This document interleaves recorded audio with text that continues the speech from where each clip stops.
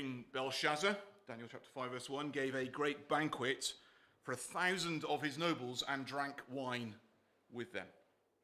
While Belshazzar was drinking his wine, he gave orders to bring in the gold and silver goblets that Nebuchadnezzar, his father, had taken from the temple in Jerusalem, so that the king and his nobles, his wives and his concubines might drink from them. So they brought in the gold goblets that had been taken from the temple of God in Jerusalem, and the king and his nobles, his wives and his concubines drank from them.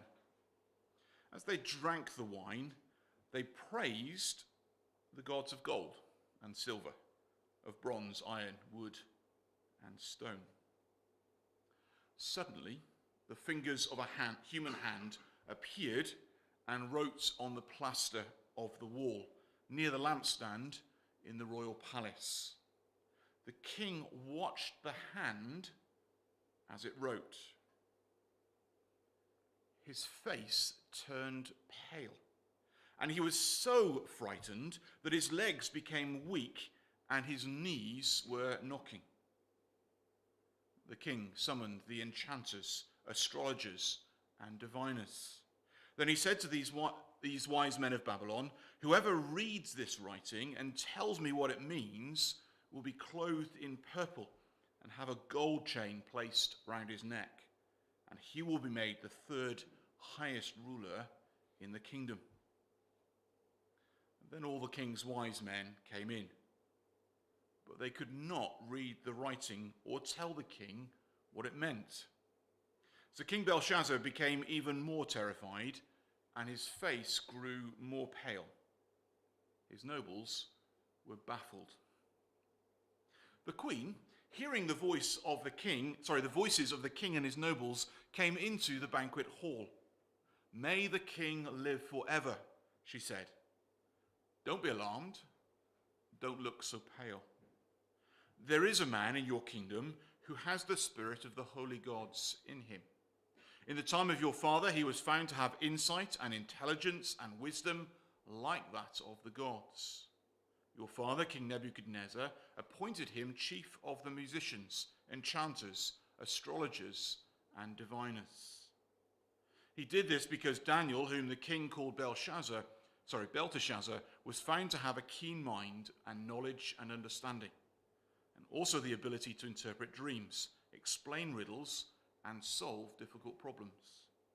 Call for Daniel, and he will tell you what the writing means." So Daniel was brought before the king, and the king said to him, "Are you Daniel, one of the exiles my father the king brought from Judah? I have heard that the spirit of the gods is in you, and that you have insight, intelligence, and outstanding wisdom. The wise men and enchanters were brought before me to read this writing and tell me what it means, but they could not explain it. Now I have heard that you are able to give interpretations and to solve difficult problems.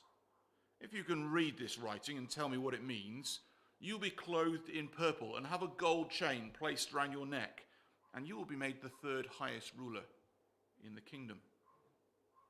Then Daniel answered the king, "You may keep your gifts for yourself and give your rewards to someone else. Nevertheless, I will read the writing for the king and tell him what it means. Your Majesty, the Most High God gave your father Nebuchadnezzar sovereignty and greatness and glory and splendor.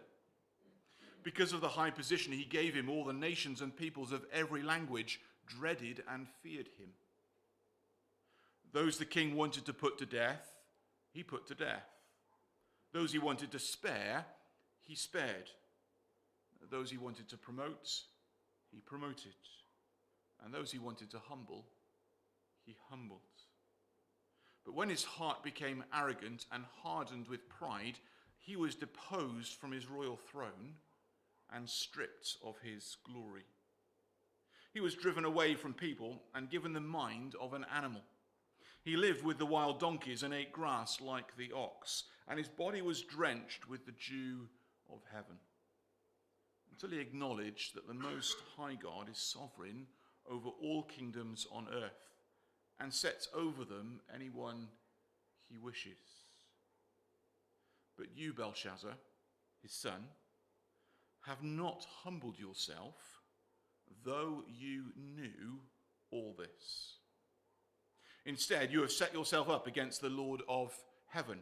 You have had the goblets from his temple brought to you, and you and your nobles, your wives and your concubines drank wine from them. You praised the gods of silver and gold, of bronze, iron, wood, and stone, which cannot see or hear or understand.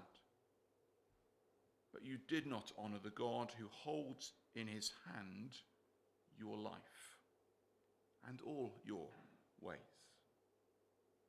Therefore he sent the hand that wrote the inscription. This is the inscription that was written, Mini, Mini, Tekel Parsin. Here is what these words mean. Mini, God has numbered the days of your reign and brought it to an end. Tekel, you have been weighed on the scales and found wanting. Peres, your kingdom is divided and given to the Medes and Persians. Then at Belshazzar's command, Daniel was clothed in purple. A gold chain was placed round his neck, and he was proclaimed the third highest ruler in the kingdom. That very night, Belshazzar, king of the Babylonians, was slain, and Darius the Mede took over the kingdom at the age of 62.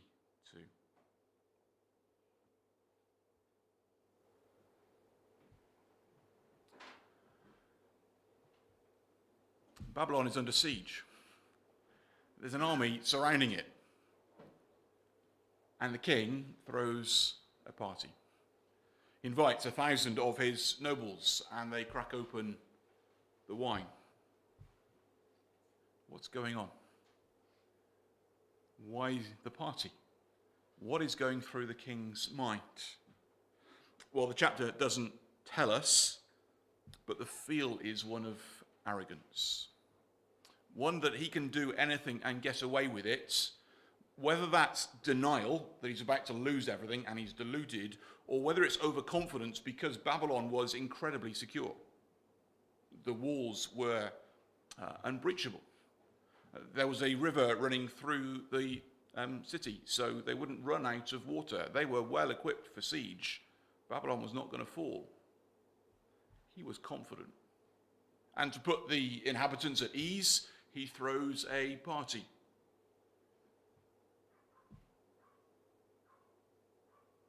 It's interesting at this stage as we think about this story, because in the past people have taken this chapter and said confidently, this proves that the Bible is wrong.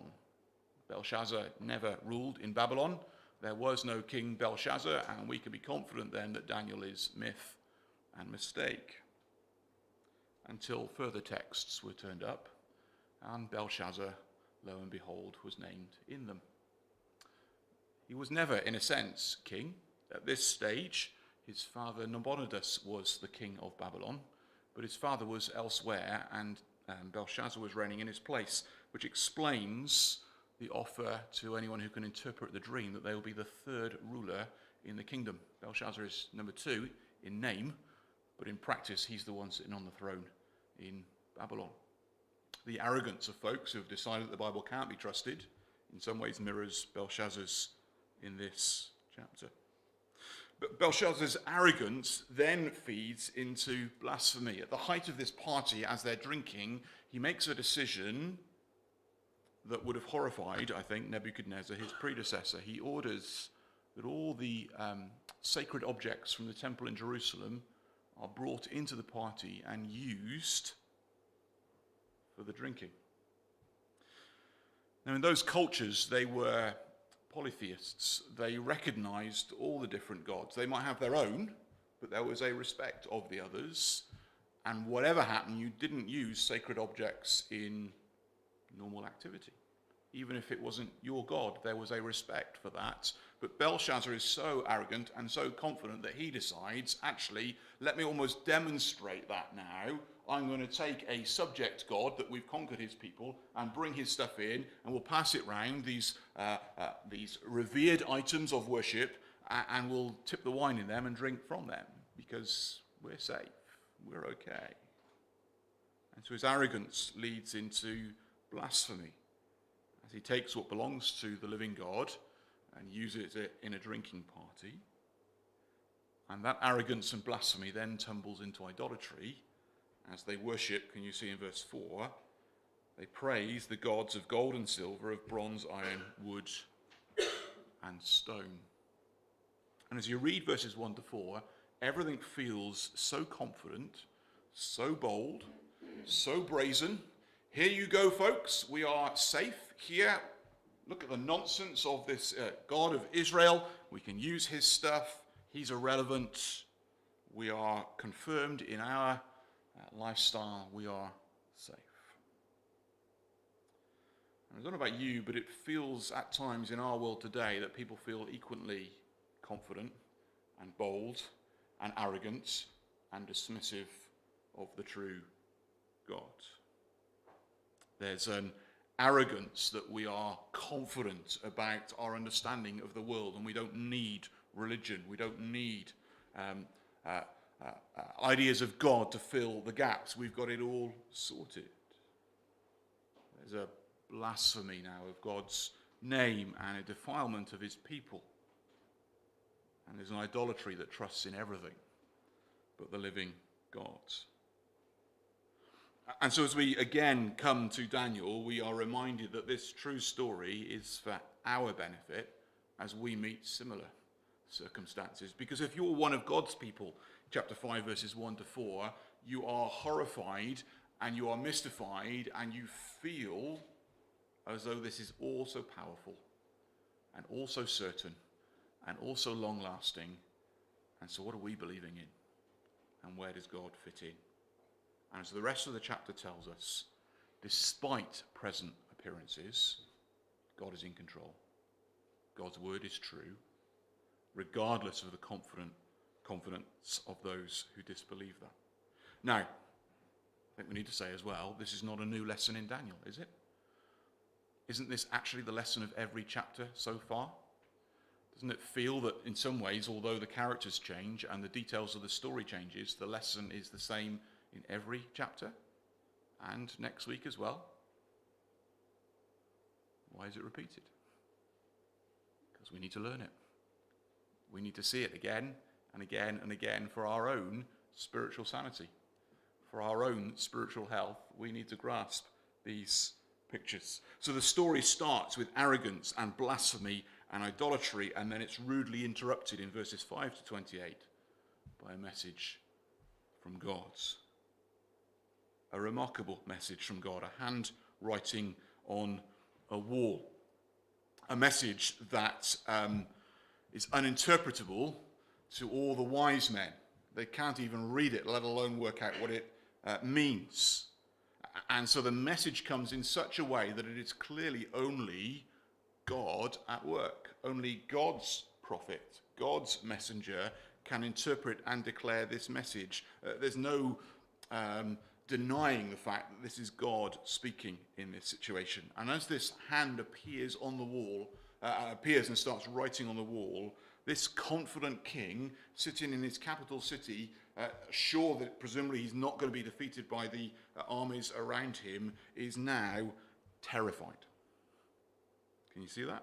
Verse 6, his face turned pale, and he was so frightened that his legs became weak and his knees were knocking. Absolute arrogance and confidence, and now he's shaking like a leaf. That supreme confidence of the most powerful man on the planet, and he's now falling apart. Utterly shaken. It is very interesting when you get under the skin of people who come across so bold and arrogant that often there is a huge vulnerability. And the dreams of the night and the fears of the future. Often you don't see that, but that underside, that weakness, that fear, and this man is turned so quickly by this occurrence. And he doesn't know what to do. He summons all his wise men. They all come, they all troop in, and they all can't help. And then the queen arrives. Now, again, we're not quite sure who she is. His wives and concubines are already at the feast. So it's quite possible that actually this is the queen mother, not his father Nabonidus' wife, because she's already dead, but possibly Nebuchadnezzar's widow. And that would fit with the fact that she's able to recall Nebuchadnezzar's reign. But she walks in and quite calmly says, there's someone who can sort this out for you. Stop looking so pale. There's a man in whom the spirit of the gods rests, who can tell you exactly what you need to know. Now, this is interesting, isn't it? Daniel's become a forgotten man. Daniel's been very powerful. Daniel's been very influential. Daniel has been interpreting God's word in the highest place, but at this time, he's forgotten. Belshazzar's got no idea. And it is one of the dangers when we turn the pages of the Bible. You go from chapter 4 to chapter 5 and think, Monday, Nebuchadnezzar's vision, Daniel speaking. Tuesday, Belshazzar. Daniel's forgotten? But no, actually, Nebuchadnezzar has been dead 23 years by this point. Daniel's now probably in his 80s. It's been a long passage of time. And actually, Daniel is a forgotten man. There haven't been big miracles every day, all the way through. I wonder how Daniel felt, actually. Redundant and on the sidelines and the forgotten man. His advice no longer wanted or needed by this new king. But he's summoned. Belshazzar is quite rude to him in the tone of the language, where he says, oh, you're one of the exiles that my father brought from Judah. Kind of just putting him in his place as he speaks. And then Daniel explains what God is saying in this situation. And it is, again, bold and stark as he addresses Belshazzar. Can you see in verse 22? But you, Belshazzar, his son, he's just reminded him of the story of Nebuchadnezzar, have not humbled yourself, though you knew all this. Belshazzar, you knew the story of Nebuchadnezzar. You knew about his humbling. You knew that he'd stood and said, look how great I am, I've done all this. And then he went mad. And you know that he'd been humbled before God, and that when he came to his senses, literally, in terms of recognizing that God was on the throne, he was restored. Belshazzar, you knew all that, and you've not learned the lesson. You've not been prepared to humble yourself, says Daniel. Verse 23, instead you've set yourself up against the Lord of heaven. You've deliberately proclaimed your greatness by getting God's stuff from the temple and using it in your drinking party. You have set yourself above him. You set yourself against him. You've proclaimed that you're greater and he's insignificant. You've not learned the lesson of Nebuchadnezzar. Verse 23. You did not honor the God who holds in his hand your life and all your ways. Belshazzar, you're like the man standing on a branch with a chainsaw cutting through the branch, but you're on the bit that's going to fall. You're an idiot. And there's no easier way to say it. You're the fool who believes that you can dismiss the God who sustains your life. You're not honoring the God who enables you to breathe. You're not honoring the God who sets your purpose and plans and days. And so the message has come. Your days are numbered. You have been weighed by this God, and you are found wanting. You are not living as you ought, and you will now face the consequences. Your kingdom will be taken from you. And at the end of the chapter, verses 29 to 31, judgment falls. That night, that very night, this king who's just been celebrating his confidence that they are safe and secure is killed. It seems that the surrounding army diverted the water of the river and followed in through the track of the riverbed and invaded the capital city without a fight. Mistaken confidence. And Belshazzar's kingdom fell, and he was murdered that night. He started the chapter thinking he was in control, and the objects of God's worship were meaningless because God was redundant and God was irrelevant, and now he is dead. and the word that God has spoken through Isaiah a couple of hundred years before, that Babylon would fall. It's come true. Folks, in the face of the pressing arrogance of our world that dismisses our God, chapter 5 reminds us that God is in control. And that the lives of everyone who lives on this planet are numbered. And they will be weighed. And those who dishonour the God who holds their life in his hands will face judgment. And that's the message of Daniel 5. We're going to